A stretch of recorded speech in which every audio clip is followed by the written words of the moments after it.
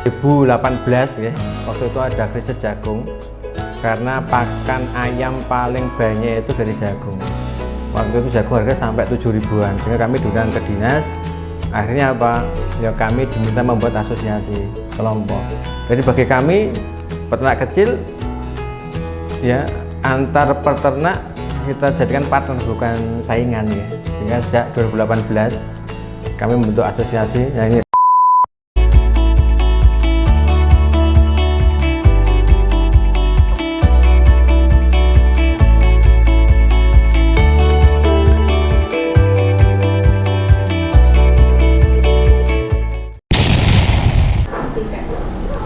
Assalamualaikum warahmatullahi wabarakatuh. Waalaikumsalam warahmatullahi wabarakatuh. Halo para sobat podcast Esamo, selamat pagi. Kembali lagi di acara podcast kewirausahaan dengan saya Anissa Citra dari kelas 12 MIPA 5. Hari ini kita akan berbincang dengan narasumber yang menekuni usaha di bidang peternakan ayam petelur. Langsung saja tanpa berlama-lama, mari kita sambut dengan hangat yaitu Bapak Agus selaku pengusaha ayam petelur di daerah Polokarto. Selamat pagi Bapak. Ya, selamat pagi Mbak Anissa. Bagaimana kabar Bapak? Alhamdulillah sehat hari ini. Alhamdulillah. Terima kasih Bapak telah menyempatkan waktu untuk bisa hadir menjadi pembicara pada podcast kita kali ini. Nah, langsung saja saya mau tanya-tanya sedikit nih Pak. Iya. Yang pertama, kalau boleh tahu awal mula Bapak mendirikan usaha di bidang ayam petelur itu gimana sih Pak? Itu idenya dari mana? Oke. Oke, terima kasih sebelumnya Mbak Anissa atas undangannya. Di awal saya usaha di ayam petelur, memang background kami, saya pribadi ya, sebelumnya sudah kerja di ayam. Tahun 2005 itu ikut ya perusahaan di Polokarto juga, 150.000 ekor ayam ya. Kemudian 2008 ya, pindah ke MBAE ya, itu salah satu perusahaan terbesar nomor 2 ayam ya, di Indonesia, Jatva Group itu ya. Kemudian di tahun 2008 akhir itu kembali ke rumah ya, karena ada suatu hal ya. Alhamdulillah ketemu juga dengan pengusaha ayam petelur di daerah Jembantono, kapasitasnya 100.000 ekor ya, kurang lebih 100.000 ekor. Kemudian setelah itu kan ya ibu saya kan pensiun ya, kemudian ya saya juga berusaha ya, bagaimana cara usaha di rumah kemudian bisa yang ngurusi kegiatan di rumah.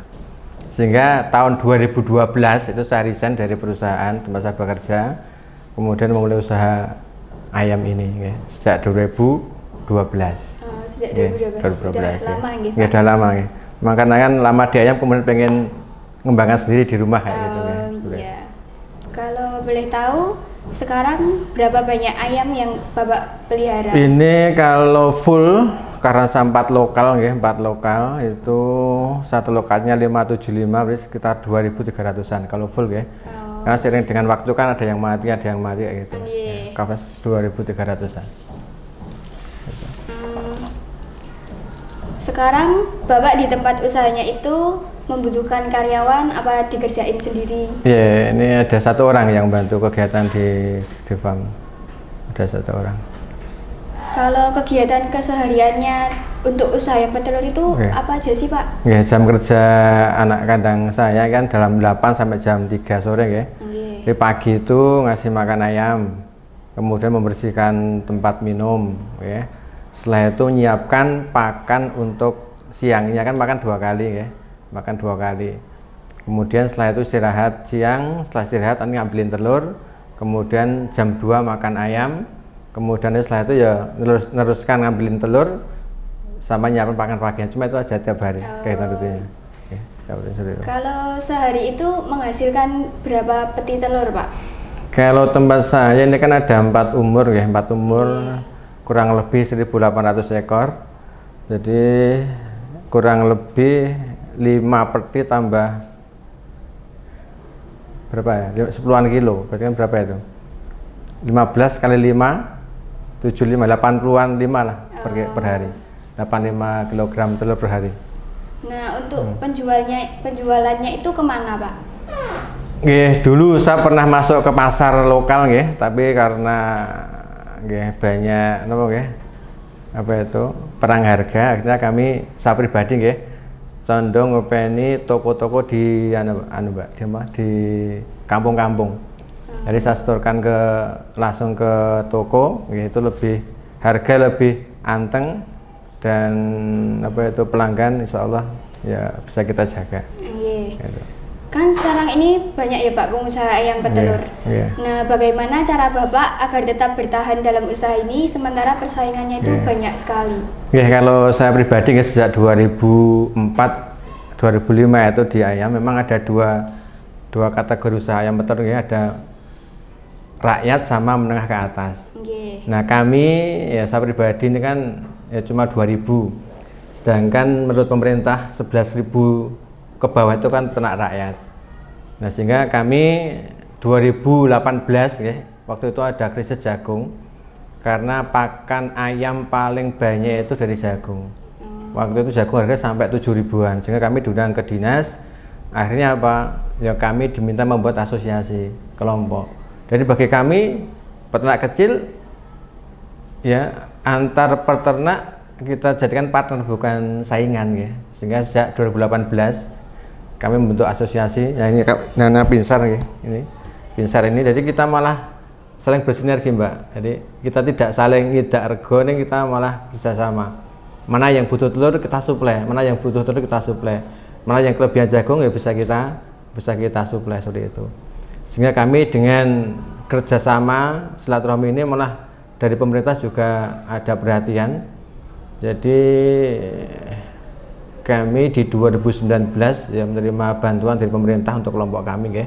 Karena salah satu bentuk bantuan kan harus kelompok Mbak, tidak bisa pribadi, sehingga kan yang membuat kami apa itu agar kami bisa bangkit, bisa bertahan harus bekerja sama.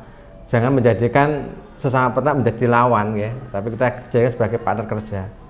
Sehingga sejak 2019 itu dana yang masuk ke kelompok kami itu sudah luar biasa ya dari pemerintah. Kami terus terang dapat binaan dari Dinas Pertanian bidang peternakan Kabupaten Sukoharjo, dari sisi teknisnya ya. Kemudian dari sisi pemasaran kita dibina dari Dinas Pangan. Jadi insya Allah ada dua dinas yang membantu kami di usaha ini, sehingga insya Allah dengan kita bersama sesama peternak rakyat ini justru menguatkan kita, bukan saling menjatuhkan seperti itu. Jadi silaturahmi insya Allah mempermudah rezeki seperti itu. Berarti peternak itu tadi ada paguyuban gitu ya? Ada, namanya Pinsar ya. Perhimpunan Insan Perunggasan Rakyat, dan ini sudah nasional Mbak ya. Ada tingkat kabupaten, tingkat Solo Raya, dan tingkat pusat, tingkat wilayah semua ada. Dan kita sinergi dengan tingkat pusat.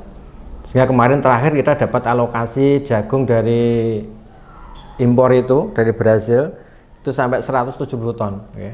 Banyak ya Pak? Banyak, lumayan itu. Hampir 1 miliar itu Mbak kita harus nebus, karena kan di lokal kita jagung sampai 9.000 ya, kita bisa dapat harga dari Bulog cuma 5.000 seperti itu.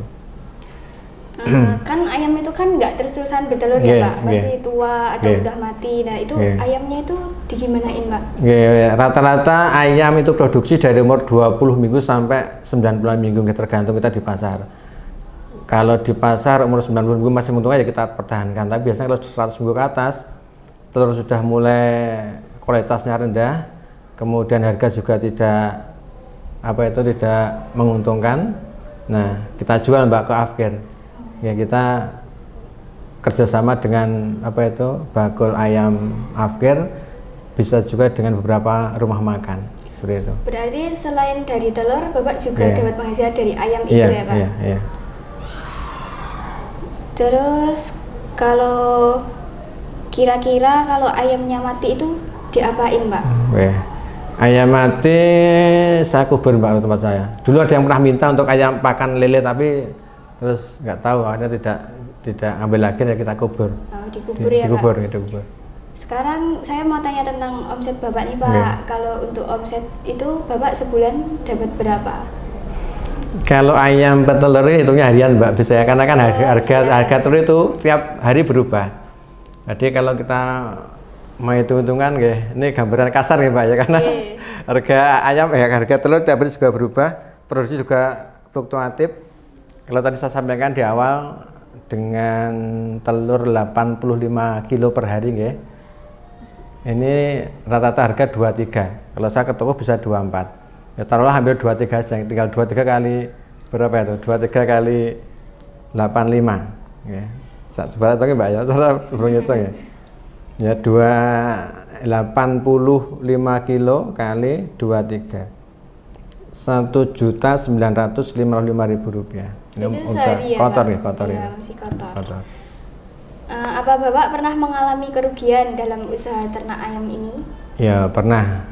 Dulu ketika COVID itu luar biasa. Ya, ujian kami selaku peternak kecil, bahkan kami kehilangan 2 anggota ya karena COVID kemarin. Ya karena harga rendah, kemudian biaya produksi mahal, sehingga harus merelakan usahanya.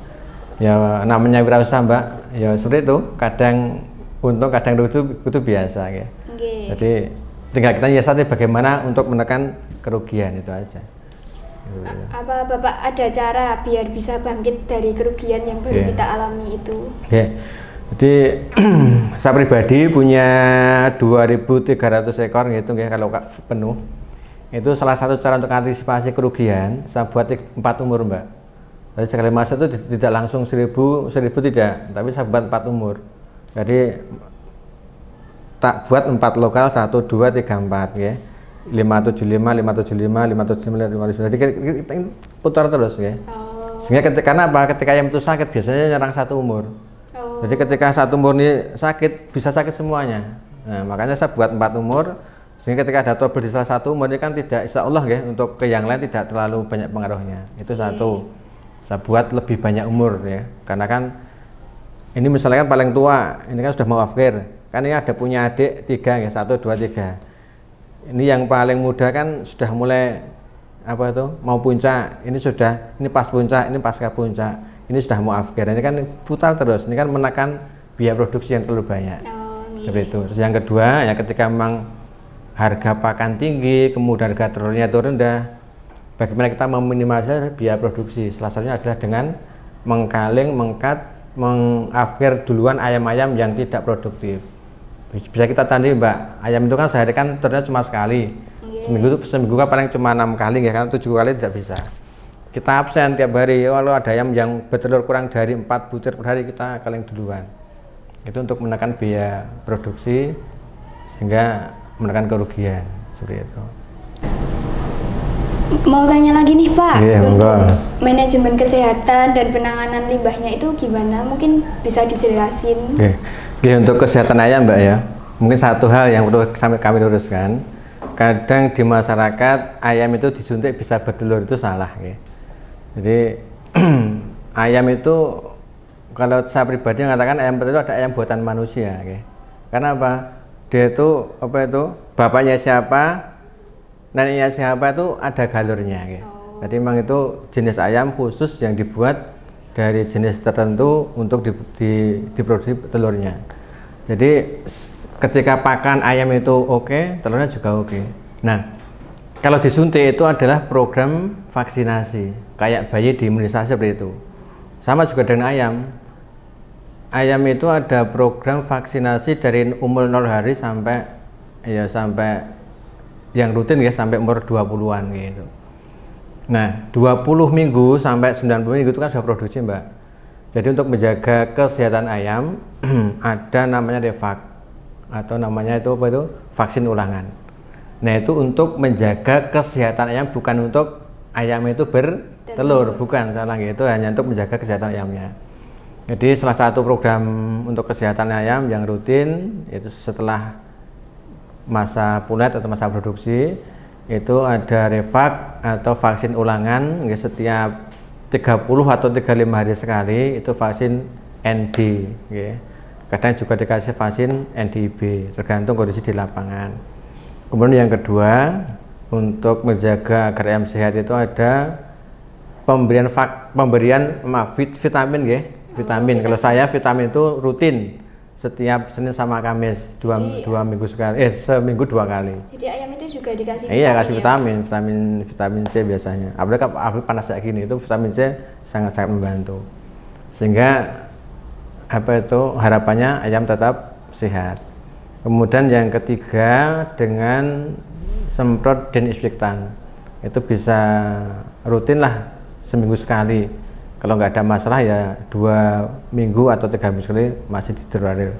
Tapi kalau ada gangguan di ayam ya bisa jadi seminggu 2 sampai 3 kali bisa jadi. Itu. Kemudian yang ketiga, yang keempat, kalau ada ayam yang sakit, ya, kalau masih memungkinkan ada kemungkinan sembuh, itu kita pisahkan, Mbak. Dipisahkan, ya. Iya, biar tidak menular ke yang lain. Kalau saya biasanya saya pindah ke paling pojok belakang, ya, biar di ujung pembuangan air tadi tidak menular ke yang lain. Neng kak kelihatan nggak bisa dia apa tuh, wah kira-kira nggak bisa selamat ya udah dikaling saja, dijual atau dimasak sendiri gitu kan masih memungkinkan. Itu untuk masalah kesehatan ayam. Dan juga kami kerjasama dengan beberapa produsen dari obat dan vaksin, sehingga ketika ada keluhan yang kira-kira kami tidak mampu, kita tinggal ngambil aja sudah datang ke kandang. Kita tinggal tanya-tanya gitu ya Pak. Kita bisa dibantu seperti itu. Gitu untuk masalah kesehatannya, Mbak. Kalau untuk penanganan limbahnya itu gimana Pak? Ya, untuk limbah, memang limbah itu kalau yang betul memang jadi momok ya. Beberapa teman yang dekat dengan warga juga sering ada keluhan. Ya, yang penting kita rajin membersihkan, Mbak, insya Allah bau kandang juga bisa diminimalisir. Memang ayam petelur itu memang protein tinggi makanya, sehingga kan kotoran juga mengandung protein tinggi, sehingga bau amoniak juga lebih tinggi muncul, sehingga timbul bau. Nah, tinggal bagaimana caranya kita mengelola, memanage kotoran ayam biar tidak bau, ya. Yang jelas satu, Mbak, kalau kita sering bersihkan itu seminggu sekali dikeruk ke tengah itu insya Allah tidak bau. Kemudian kalau PPT sampai kotoran ayam itu sampai basah, ya ada 2 hal yang bisa kita kerjakan. Satu, kita kasih gamping, Mbak. Gamping kapur itu, kapur. Gamping itu kita sebar, itu insya Allah sudah kering dan juga tidak bau. Sama kalau saya tambahi dengan tai gergaji. Itu limbah kayu. Nah, limbah dari gergajian itu juga sangat membantu. Tapi intinya ketika kita membersihkannya rutin, kita kerjasama dengan bakul kotoran ayam, ya, itu insya Allah bisa teratasi, gitu, seperti itu. Berarti itu kotorannya itu juga dijual? Ya, dijual. Kalau hari ini kita sama teman-teman sepakat dengan bakul pupuk itu per kreseknya itu 5.000, Mbak, per karung. Juga ya, Pak? Ya, lumayan, ya. Sekali ambil kadang dapat 300 ya, sebulan sekali. Seperti itu. Ya. Kalau suka duka Bapak dalam usaha ini mungkin boleh diceritakan ke Sobat Podcast. Sukanya Sukanya ya kalau pas harga telur tinggi, harga pakan rendah. Itu kita terutama harga jagung ya. Harga jagung hari ini normal ya, cuma 4.600-an per kilo. Sedangkan ya harga telur di atas 20-an, 23, 24 ini luar biasa ya. Kemudian ya dukanya yaitu, Mbak, ya ketika harga jagung tinggi, kemudian harga pasar tidak ngangkat, nah ini yang menjadi kita ya agak kerepotan. Nah, seperti itu. Pertanyaan yang terakhir nih, Pak. Tips untuk menjadi wirausahawan sukses menurut Bapak itu gimana sih? Ya ulet, tekun, teliti, silaturahim. Itu aja intinya, ya. Seperti itu. Oke, teman-teman, cukup menarik juga nih kisah dari Bapak Agus ini yang pastinya dapat menginspirasi dan juga bermanfaat bagi kita semua. Ternyata untuk menjadi wirausahawan yang sukses cukup sulit ya, kita harus melewati suka dan duka dan juga harus bersaing dengan banyak orang. Nah, dari cerita Bapak ini kita dapat mengambil pelajaran, salah satunya yaitu kerjasama itu penting ya teman-teman. Sesama kelompok itu kita harus bekerja sama, jadi tidak boleh menganggap teman kita itu saingan. Tidak terasa kita sudah berada di penghujung podcast kali ini. Sebelum saya menutup podcast ini, boleh dong Bapak memberikan pesan dan kesan untuk generasi muda ini, terutama untuk pendengar podcast Esamo ini. Ya, satu aja ya, jangan pernah lelah untuk berusaha ya di beberapa usaha kita, karena bisa jadi di usaha dini kita berusaha, di masa depan kita mudah untuk berusaha yang terbaik untuk diri kita sendiri gitu aja, Mbak. Terima kasih banyak ya Bapak telah Sama-sama. berbagi pengalaman selama berwirausaha yang betul ini dan juga sudah memberikan banyak sekali ilmu yang sangat bermanfaat. Amin. Nah, dari obrolan ini kita bisa memetik begitu banyak pelajaran ya teman-teman. Semoga apa yang Bapak sampaikan ini dapat menjadi bekal berharga bagi generasi muda kita. Amin. Oh ya teman-teman, jangan lupa untuk like, comment, and subscribe YouTube Esamo Mojolaban ya. Agar apa? Agar tidak ketinggalan konten-konten selanjutnya. Saya Anissa Citra pamit undur diri, sampai jumpa di Esamo Podcast selanjutnya. Awalnya podcast, akhirnya sukses. Wassalamualaikum warahmatullahi wabarakatuh. Waalaikumsalam warahmatullahi wabarakatuh.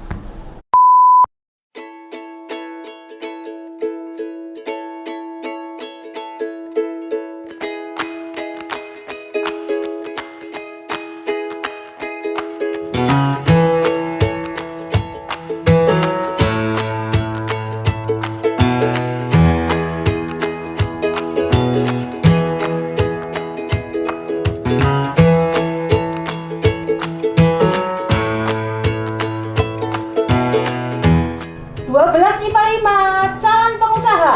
Sukses!